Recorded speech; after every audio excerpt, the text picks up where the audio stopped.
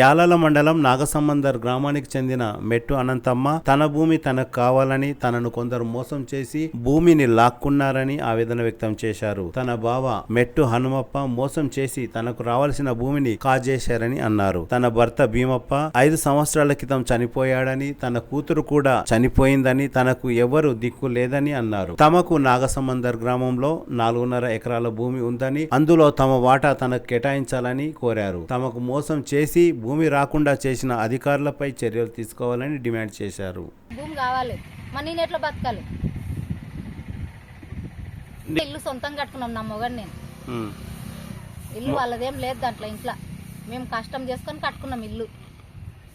నాకు కావాలే, నాకు చెప్పకుండా చేసుకున్నాడు యాలలకు పోయి మా బావ. 3 నెలలు అయినా 4 నెలలు అయినా గంటే చేసుకొని ఎవరు లేరంటని చెప్పి ఏం చేస్తా అంపిండ్రు బిడ్డను కూడా. ఇంకా మా బావ నెగలకుండా, మా యారలు నెగలకుండా నన్ను చేసిండ్రాడ ఊళ్ళో. పైసలు కూడా కట్టినా, కాపులో బాకీ కట్టు పట చేస్తాం భూమి అన్నారు. అట్లా కూడా చేయలేరు. మళ్ళీ ఇప్పుడు చేను వేసుకొని చేను పైసలు కూడా ఇస్తలేడు. అవి కూడా వాడే తింటున్నాడు. మరి నేను ఎట్లా బతకాలి చెప్పు? మరి నన్ను ఎవరు అడగలే సార్? మరి అదే మరి ఇప్పుడు నాకు భూమి కావాలి, మరి భూమి కావాలి. ఇప్పుడు ఏం చేస్తారో ఎట్లా చేస్తారో ఆ సార్ వాళ్ళకే తెలిసి.